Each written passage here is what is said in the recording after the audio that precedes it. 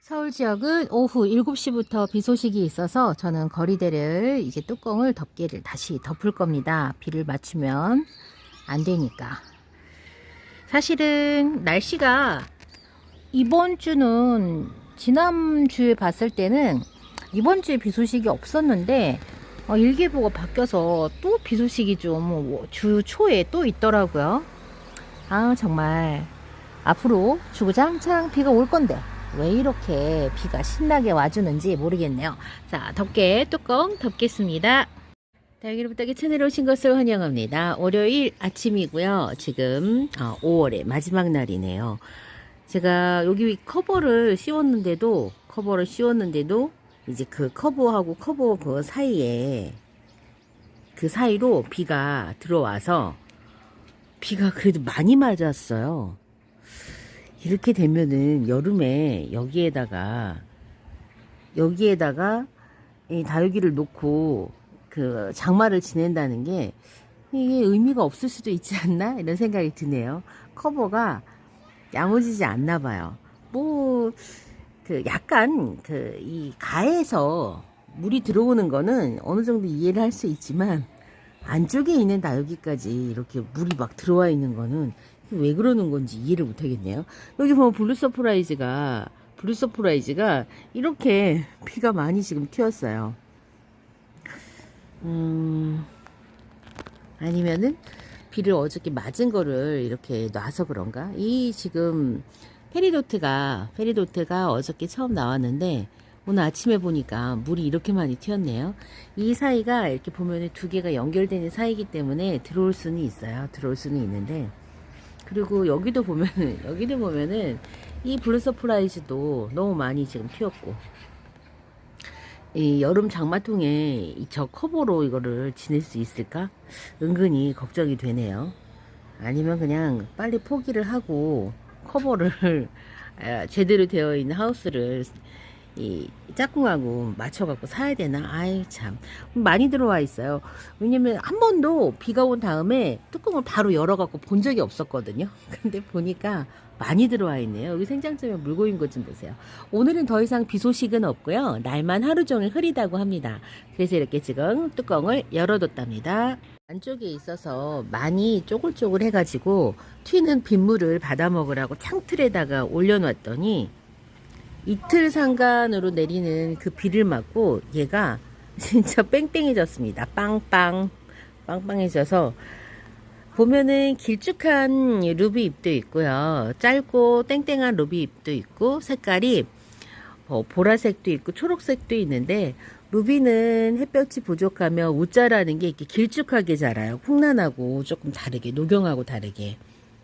그래서 이렇게 웃자 이렇게 길쭉하게 이렇게 자라고 그다음에 색감은 보라색으로 물이 되는데 이제 막 초록초록한 애들은 요런 이제 연두색 빛을 낸답니다. 약간의 그런 그 백분도 있는 것 같은 그런 느낌이에요. 예쁩니다. 제 눈에는 예쁘게 보입니다. 이게 늘어지게 키우는 게 한번 해보고 싶어갖고 지금 페트병을 잘라서 이렇게 했는데 많이 지금 이것도 작년부터 키웠기 때문에 키운 지가 좀 됐죠. 이렇게 지금 비 튀는 빗물 먹고 폈는데 근데 화분 전체를 보면 화분 전체가 이렇게 많이 물기가 들어가지도 않았는데도 그런데도 얘네들이 갈증이 어느 정도 해소되는 거 보면은 참 신기한 것 같아요. 이번 시간에는요 제가 키우고 있는 흑돼리를 합식을 할 거예요. 화분 포트가 두 포트인데 합식을 하게 되는 그 이유는 뭐냐면 지금 흑돼리가 웃자라고 있어요. 이렇게 웃자라면 반드시 거리대로 나가야지만 이 웃자람을 멈출 수가 있거든요. 그래서 두 포트를 다 밖에다 내줄 수는 없고 한 포트로 바꾼 다음에 합식을 해서 그 다음에 이제 밖에다가 내놓으면서 이 웃자람을 좀 멈추게 키울 수 있는 거는 햇볕을 좀 강하게 쏘여줘야만 가능한데 지금 벌써 이제 장마통이 오기 때문에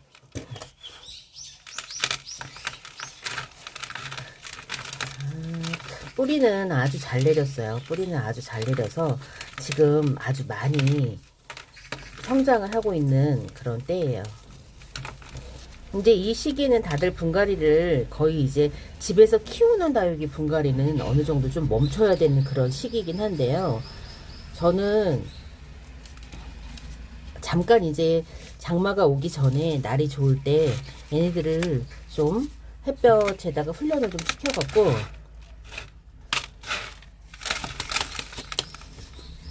이 웃자란 거를 어느 정도 좀 수정을 하고 싶거든요. 코끼리처럼 목대가 이렇게 이씨 자라는 그랍토페탈룸이라든가 그랍토베리아 같은 요런 다육이들은 성장 속도가 빠른 편이에요. 그렇다 보니까 웃자라는 것도 빨라요. 그만큼.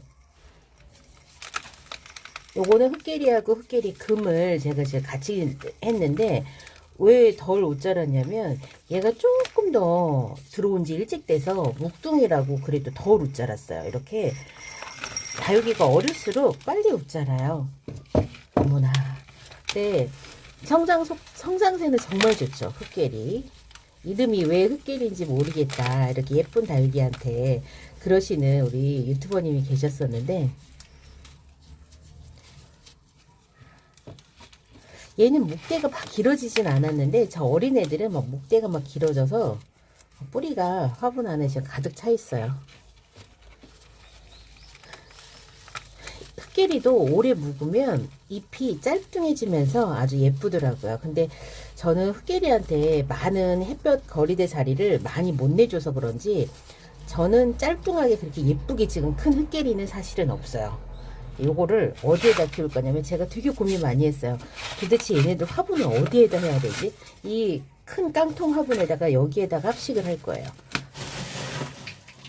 사실은 좀 그 사각 롱분, 약간 큰 사각 롱분이 있었으면 좋겠다 이렇게 생각을 했었는데 그런 화분은 없고, 그래서 이렇게 흙은 좀 최대한 가벼운 흙을 쓸 거예요. 그래야지 거리대에다가 요것들을 갖고 나가서 키울 수 있지. 가뜩이나 지금 거리대 자리가 없어서 이런 판에 무게까지 무거우면 어우 키가 엄청 크죠. 키 큰 애들은 가운데다가 놓고 높낮이가 있어서 얘네들 성장세가 굉장히 빨라요. 흑계리 금, 흑계리 금도 그냥 이렇게 같이 키워도 괜찮아요. 뭐 흑계리 금이 그렇게 까탈스럽지가 않거든요. 그리고 얘네들 얼굴이 지금 이렇게 펑퍼짐해져 가지고 되게 커 보이지, 실제로 목대만 생각을 하면은 그렇게 큰 다육이도 아니에요. 그래서 이 화분을, 큰 화분을 줄 필요가 없는 다육들이거든요. 사실 목대가 있이 크는 애들은. 얼굴이 이렇게 너부대대하다고 큰 화분을 주면 얘네들은 자기 몸집보다 진짜 큰 화분에 살게 되는 거죠. 그래서 저는 얼굴 큰 애들은 나중에 한 번씩 다시 이렇게 작은 화분으로 옮겨줘요. 목대가 생기고 나면 그러면 이제 좀 작은 화분에 가도 되니까.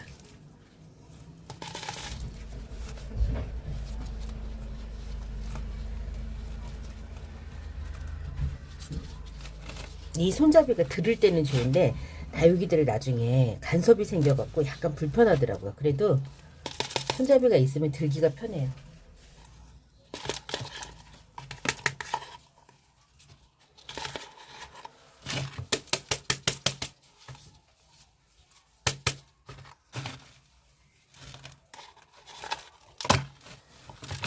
자, 흑계리 두 포트를 한 포트로 합식을 했습니다.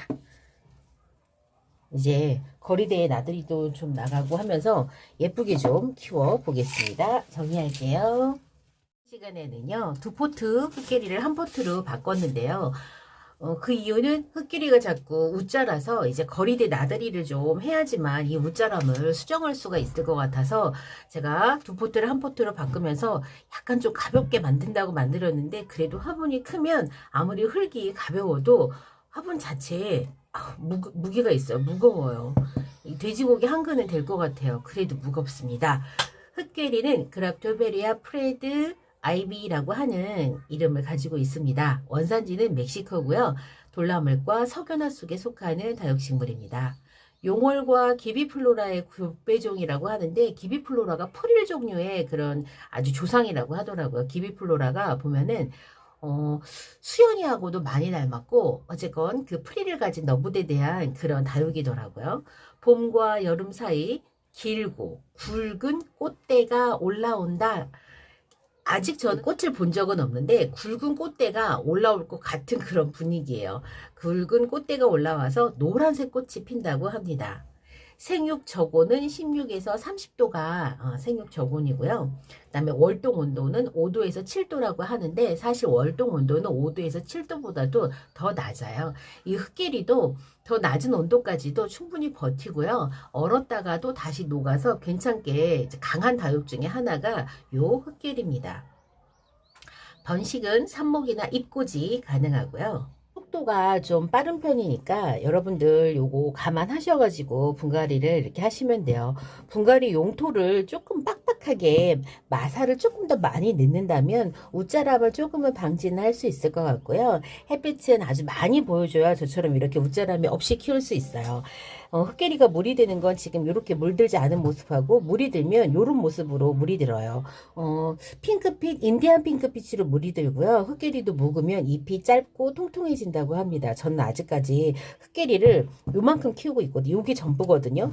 요 한 포트가 전부인데 이 흙개리를 그렇게 키워본 적이 없어요. 그리고 병충해는 저는 흙개리한테서는 그 깍지를 본 적은 없지만 흙개리도 깍지가 잘 살만한 그런 뭐라고 해야 되죠?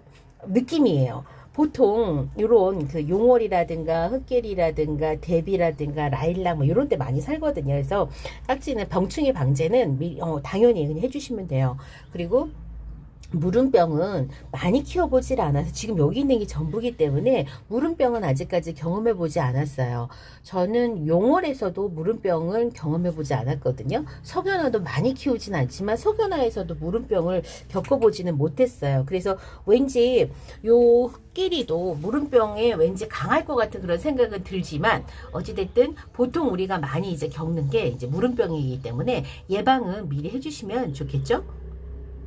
이렇게 오늘은요 제가 석연화 두 포트를 한 포트로 분갈이 했는데 분갈이한 이유는 이제 햇볕을 좀 보러 밖으로 나가야 돼서 이렇게 지금 가벼운 화분에다가 합식을 했습니다. 미워지기 시작하잖아요. 그러면은 그 다육이는 다른 다육이하고 베란다 자리 교체를 좀 해줘서 햇볕을 좀 많이 일단 볼 수 있게끔 처방을 합니다. 그렇지만 그런 처방으로도 쉽게 교정되지 않을 정도로 미워지면 그러면 이제 그때는 적심의 방법을 생각도 해보지만은 어찌됐든 적심은요 남아있는 뿌리 쪽이 실패할 수도 있고 모주는 이 앞에 그 로제트는 오랜 시간이 걸려요. 사실 예뻐지는 시간이. 그런 걸 많이 경험을 하다 보니까 이렇게 웃자란 다육이를 수정하는 교정을 하는 방법을 첫 번째로는 좀 햇볕을 많이 보여주는 방법부터 먼저 이렇게 선택을 합니다. 그렇지만 어느 방법을 선택을 하든 간에 이 다육이가 다시 예뻐지기 위해서는 최소한 6개월 길게는 1년의 시간이 걸린다는 걸 여러분께서 알고 계셨으면 좋겠습니다. 지금 제 흙개리에서 여러분들이 보셨던 것처럼 어린 흙개리와 그래도 좀 시간을 갖고 있었던 흙개리가 똑같이 햇볕을 못 봐도 어떻게 이렇게 다른 양상으로 나타나는지 보셨을 겁니다. 그래서 너무 착하고 가격은 착하지만 이게 키우기가 착하지 않을 수도 있어요. 그래서 1,000원, 2,000원 포트보다는 조금 더 묵은 걸 사면 이렇게 조금 시간적으로나 우리한테 세이브를 해주는 부분이 있습니다. 농가에서 키운 걸 가격을 대신해서 주고 들여와서 제가 그만큼 좀 시간을 아끼는 그런 부분이 있다라고 생각하시면 될 것 같네요. 오늘 이 시간 흙개리 분갈이 하면서 흙개리 키우기까지 이야기 함께 나눴습니다. 저는 월요일 오전 소식 여기서 전하고요. 다음 시간에 다시 찾아뵙겠습니다. 그럼 안녕히 계세요.